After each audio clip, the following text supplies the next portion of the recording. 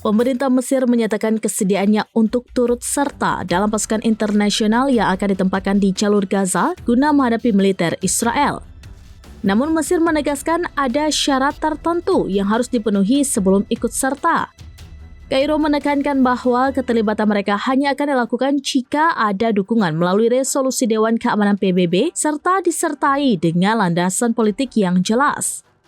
Hal tersebut disampaikan Menteri Luar Negeri Mesir Badr Abdelati dikutip dari Arab News pada Rabu 20 Agustus.